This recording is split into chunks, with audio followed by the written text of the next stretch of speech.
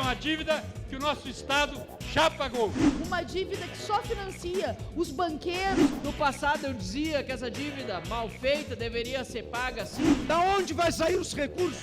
Anistia total é o melhor caminho. Não existe um privilégio em relação a um Estado apenas.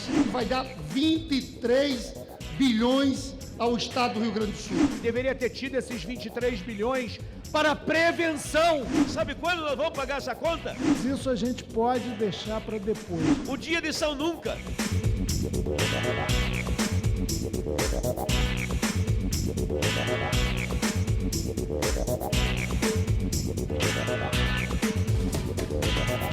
A solidariedade ao povo gaúcho continuou sendo a tônica das aprovações no plenário da Câmara esta semana. Entre elas, a que suspende por 3 anos o pagamento da dívida do Rio Grande do Sul com a União, a fim de que o dinheiro seja revertido ao enfrentamento dos danos causados pelas chuvas e enchentes dos últimos dias. O benefício não se restringe àquele estado, mas vale para qualquer ente federativo em calamidade pública reconhecida pelo Congresso. Aprovada a proposta de autoria do governo, agora segue para o Senado. 11 bilhões que vão ficar no Rio Grande do Sul para investir na reconstrução tão necessária. Mais do que isso, o governo federal tirou os juros da dívida. Serão mais 12 bilhões, somando então 23 bilhões que podem estar à disposição da reconstrução do Estado do Rio Grande do Sul. Hoje tem 92 bilhões de estoque da dívida, uma dívida que só financia os banqueiros e os grandes parasitas do sistema financeiro que, na verdade, garroteia o Estado do Rio Grande do Sul, obrigando a não ter concurso público, exigindo privatizações, o que, inclusive, piorou na mitigação dos esforços para reduzir os impactos da enchente. Porque se a gente tivesse mais trabalhadores da Defesa Civil, teria mais gente resgatando vidas. No passado eu dizia que essa dívida mal feita deveria ser paga sim, porque afinal de contas, contratos precisam ser cumpridos. Mas nesse momento, senhor presidente, com toda a realidade que o Estado enfrenta, e com o fato que nós mandamos muito mais dinheiro para a União, somos generosos, solidários com o resto do Brasil há muitos anos, e recebemos muito menos em comparação com o que nós enviamos, eu entendo, senhor presidente, que é hora de nós discutirmos com absoluta seriedade e serenidade o cancelamento dessa dívida, a anistia de toda ela. E o Estado do Rio de Janeiro agora terá 23 bilhões para reconstrução. Deveria ter tido esses 23 bilhões para prevenção, porque isto é mais barato, é mais eficiente. E isso tem que nos dizer algo sobre o futuro, onde não poderemos poupar esforços e recursos para preparar o nosso país para eventos climáticos extremos que infelizmente virão. A produção está comprometida. E se ela está comprometida, os cidadãos que pagavam seus impostos, que movimentavam a economia, naturalmente estão em dificuldade. Então, eu compreendo que a anistia total é o melhor caminho num gesto de respeito ao Rio Grande do Sul. A dívida do Rio Grande com a União, ela foi consolidada, contratualizada em 1998. Governo Brito, governo Fernando Henrique Cardoso. Eu era deputado estadual. Fui contra aquela renegociação, porque ela usurpava o Rio Grande. A nossa dívida era de 9 bi. Nesse período, por conta do contrato firmado, nós pagamos 46 bi. E estamos devendo 96. Ou seja, sabe quando nós vamos pagar essa conta? O dia de São Nunca. Nós queremos também que a correção, que calculada está próxima de 12, nós também queremos, logicamente, a extinção dessa dívida por apenas 36 meses. É o mínimo. O Estado do Rio Grande do Sul não tem como pagar. Não tem como pagar essa dívida de 90, não tem como pagar 3 bilhões e meio, né, por ano.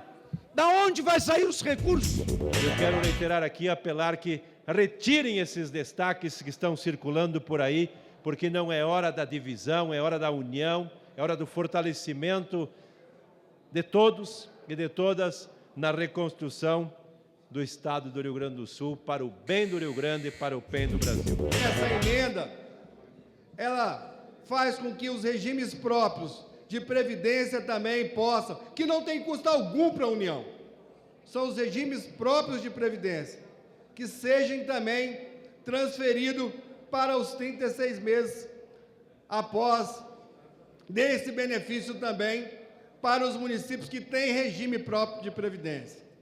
Quem está no regime geral joga a dívida para frente, quem está no regime próprio também joga a dívida para frente. Então, beneficia a todos os municípios. As soluções que nós precisamos apresentar para a recuperação do Estado do Rio Grande do Sul, do ponto de vista da infraestrutura e do ponto de vista das atividades econômicas, porque temos a tarefa da recuperação da infra e a tarefa da recuperação econômica. Não pode comprometer, em hipótese alguma, a seguridade dos trabalhadores e das trabalhadoras, senão nós estamos comprometendo o presente e o futuro dos trabalhadores e trabalhadoras do Rio Grande do Sul. Eu tive, infelizmente, de ir no ano passado, naquela enchente, que não foi igual a essa, representando a Comissão de Integração Nacional, estive lá em loco, vi a destruição, senhores parlamentares. O senhor não tem ideia do sofrimento na cara do povo, que estão lá agora, numa situação pior ainda, o Estado devastado.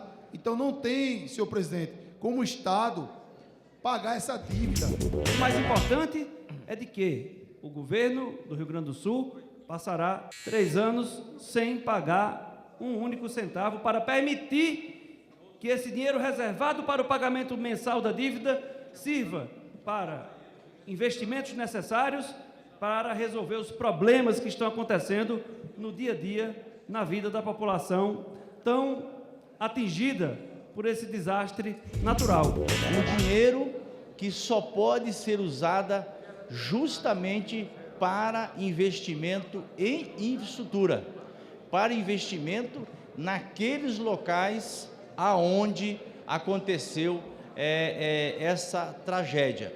Então, é uma medida responsável, uma medida que não existe um privilégio em relação a um Estado apenas, mas que é o entendimento de todos os estados. Esse projeto que nós estamos votando vai dar 23 bilhões ao Estado do Rio Grande do Sul. 11 bi pelo congelamento de 12 meses. E mais 12 bi por não ter o efeito da cobrança dos juros. Eu vi alguns deputados aqui fazendo um malabarismo retórico. Olha, isso não resolve, porque daqui a 3 anos a dívida vai subir de novo. Senhores, é uma dívida. Isso me lembra, o nome disso é sofisma. O mais urgente é esse passo imediato, suspender o pagamento da dívida, suspender os juros. É evidente que depois vai se voltar àquela ideia torta que promove o endividamento permanente do tal ajuste fiscal, mas isso a gente pode deixar para depois. Nós patrocinamos um acordo que beneficiava o Rio Grande do Sul. Eles não quiseram fazer o acordo e terminaram por prejudicar o Estado do Rio Grande do Sul. Já derrotamos 4 destaques. Todos eles, nós estávamos numa construção para ajudar cada vez mais o Rio Grande do Sul. E por pura disputa, por puro birro, vamos dizer assim, romperam o acordo e está aí o resultado. Destaques que pediam a anistia da dívida do Rio Grande do Sul com a União foram rejeitados. E com isso, a proposta de suspensão da dívida seguiu para o Senado, onde foi aprovada na quarta-feira, como lembrou o relator deputado Afonso Mota, do PDT gaúcho. Hoje, depois de acolhida a urgência no Senado Federal, o Senado Federal, sem nenhuma alteração, aprovou o relatório que tínhamos apresentado nessa casa. Portanto, nesta casa, na Casa da Revisão, onde se encontram os ilustres parlamentares integrantes do Senado da República, houve uma compreensão e um reconhecimento da integralidade do relatório apresentado. Isso não significa que o Rio Grande do Sul, a bancada gaúcha, não tenham inconformidade com relação a uma dívida que alcança quase 100 bilhões de reais e que nós defendemos uma auditoria e que também nós defendemos uma mitigação.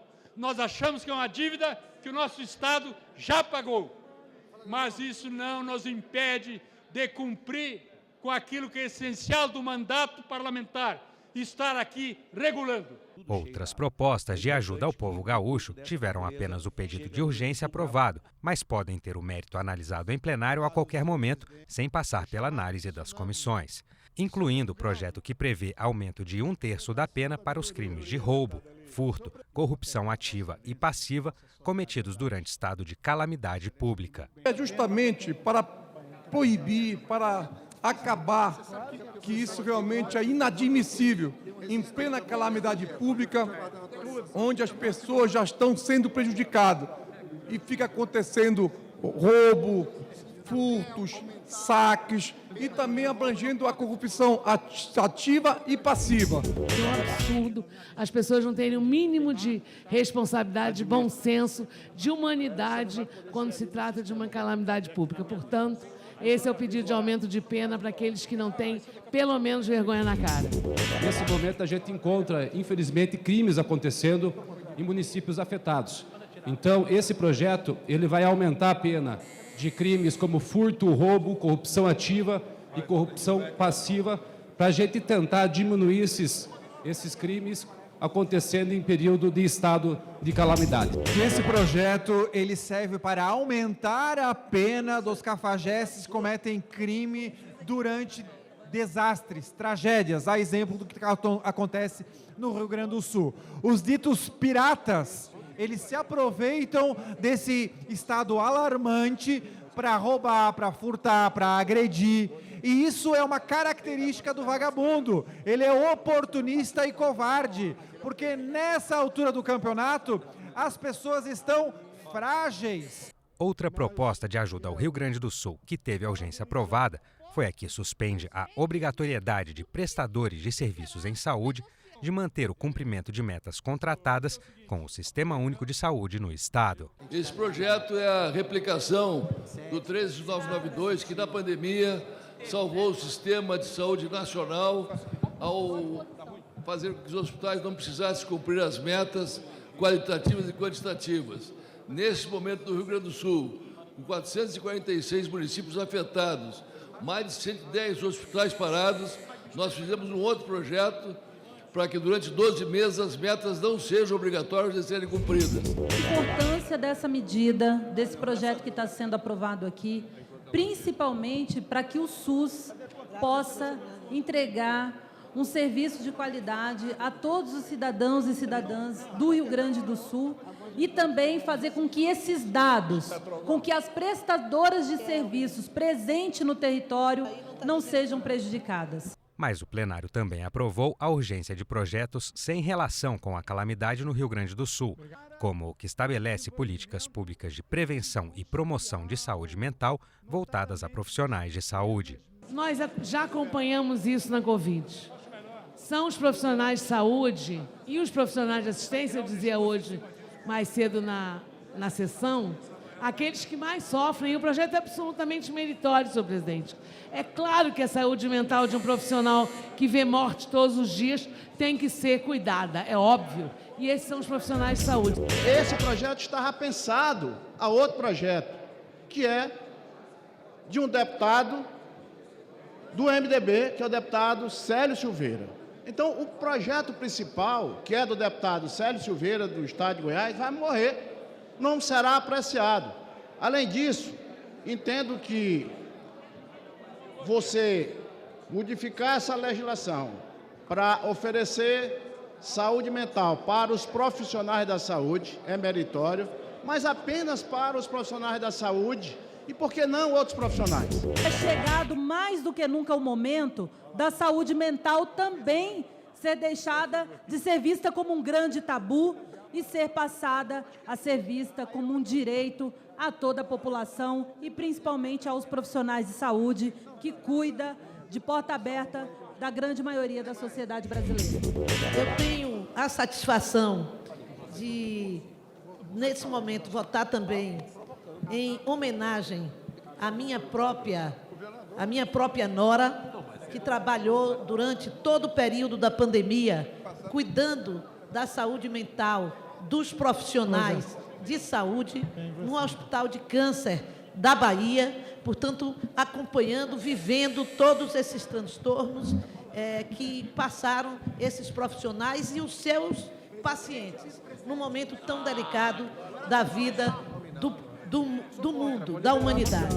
Achamos o projeto sim meritório, a gente está cuidando de saúde mental, de profissionais de saúde, só que, por outro lado, há uma absurda intervenção, inclusive em entidades privadas, para variar aquele projeto que tem boas intenções, que é meritório, que a gente reconhece uma necessidade, só que, por outro lado, a gente não está mensurando o impacto que isso vai ter. É boa intenção que pode ter um resultado que não é bom porque é intervencionista.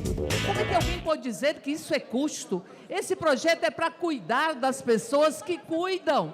É para cuidar das pessoas que foram eleitas como heróis e heroínas nacionais. Não foi quem veste farda e calça-bota que foi eleito pela população como heróis e heroínas. Foi quem veste jaleco branco, profissionais de saúde que se dedicaram durante a pandemia e que lidam com salvar vidas, com acolhimento. Eu, particularmente, votei não, porque entendo que o projeto tem que participar das demais comissões. Até porque tem intervenção no privado. Eu não sei porque os socialistas gostam tanto de interferir no privado. E nós, obviamente, defendemos o livre mercado, a livre iniciativa. Também, obviamente, a deputada Abílio, não é 100%. Podemos ter exceções. A proposta que concede automaticamente o BPC a mulheres resgatadas de situações de trabalho escravo ou análogo à escravidão até elas alcançarem o direito à aposentadoria foi outra proposta que teve pedido de urgência aprovado em plenário. Essa matéria ela é importante, mas é uma matéria que deveria tramitar nas comissões, por se tratar de emenda de projeto que aumenta a despesa pública.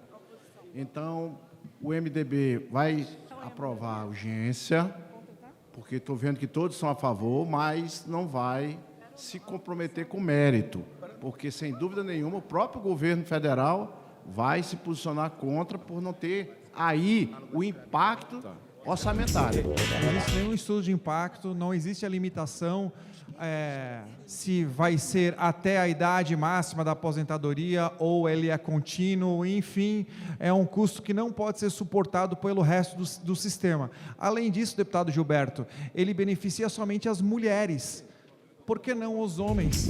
Muitas vezes, uma menina, uma jovenzinha, é escravizada numa casa de família, depois é resgatada aos 40 anos, 45 anos, e ela só vai ter um benefício do Estado quando ela tiver 62 anos que se aposentar. Esse projeto prevê um recurso para que essas mulheres tenham, durante esse período, entre o resgate do trabalho escravo e a sua aposentadoria, um benefício de prestação continuada para sustento de suas vidas. A criação de uma nova modalidade de investimento em renda fixa, chamada Letra de Crédito de Desenvolvimento, ou LCD, emitida por bancos de desenvolvimento, foi aprovada na Câmara esta semana. O objetivo do texto, de autoria do governo Lula, é aumentar a capacidade dos bancos de desenvolvimento, como o BNDES e bancos estaduais, de captar recursos para financiar projetos de longo prazo. Deputados viram na proposta mais uma oportunidade de direcionar recursos para a recuperação do Rio Grande do Sul através do BRDE. O Banco BNDES, assim como o BNB e outros bancos de desenvolvimento, eles precisam atuar para fomentar o crescimento da economia brasileira, para a geração de emprego, para a distribuição de renda. E o que esse projeto permite, que é conhecido como LCD? Permite que o banco, o BNDES, assim como os demais bancos de desenvolvimento, possam emitir título para aqueles aquelas pessoas físicas que queiram fazer investimento no país, dão um limite de 10 bilhões de reais. Portanto, é uma medida importante para a retomada do crescimento da economia brasileira. Ele simplesmente trata de, através das letras de crédito de desenvolvimento, ampliar as possibilidades de captação de recursos dos bancos de desenvolvimento. Não é só o BNDES, não. É o Banco de Desenvolvimento de Minas Gerais, é o BRD do Extremo Sul, é o BANDES do Espírito Santo, é o BNB do Nordeste, é o Banco da Amazônia. Portanto, esse projeto, inclusive, ele tem um escopo que reitera a função desses bancos de desenvolvimento, que não é precipuamente, prioritariamente, obter lucros, mas incentivar o desenvolvimento tão necessário do Brasil. Esse PL, ele vem justamente ajudar na volta da industrialização do nosso país. Ele cria novas ferramentas para que possa os bancos de fomento, os bancos de desenvolvimento, captar no mercado recursos para poder ter o dinheiro mais barato para as indústrias, principalmente as indústrias pequenas, médias e também as indústrias grandes do nosso país. Esse projeto é a chance do nosso Banco de Desenvolvimento, que é o principal instrumento de fomento ao desenvolvimento brasileiro, há 72 anos, vai fazer no mês que vem, de recuperar uma fonte de recursos que não é extorsiva e não é subsidiada. É uma fonte de recursos adequada à continuidade do processo de desenvolvimento. Você está possibilitando que títulos façam a captação de recursos para fomentar ou para estruturar projetos fundamentais para o desenvolvimento e para a sustentabilidade.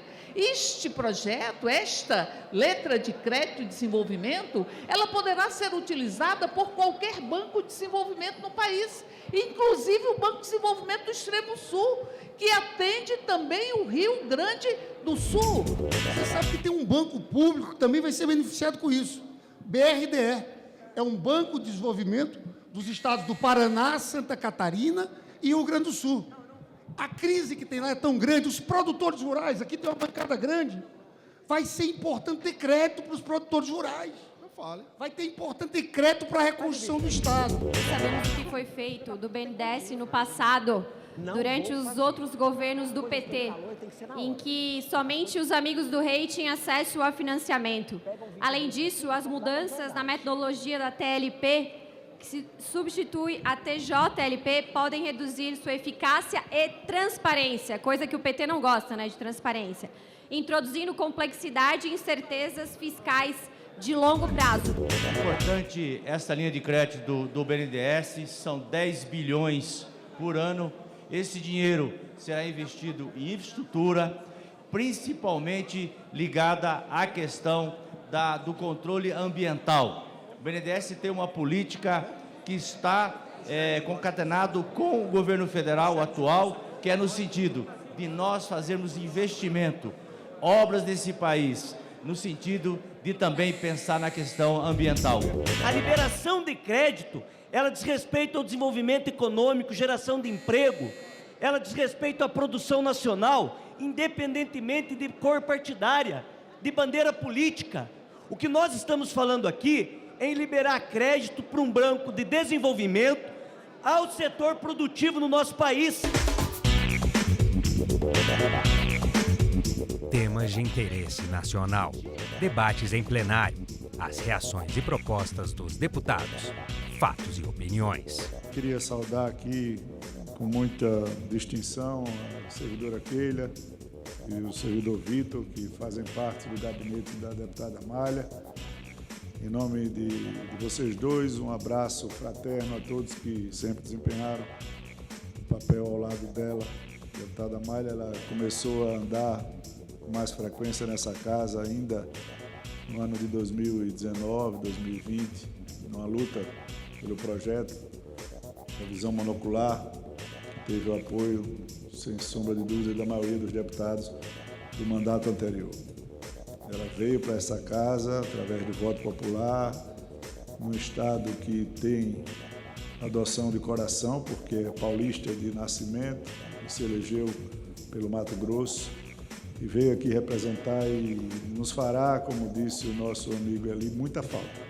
Bom, em votação, aqueles que aprovam permaneçam como se encontram. Aprovado por unanimidade. Descanse em paz, deputada Malha, com todo o nosso carinho e admiração.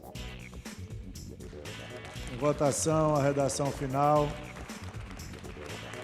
Aqueles que forem pela aprovação, permaneçam como se acham. Aprovada, a matéria vai à promulgação.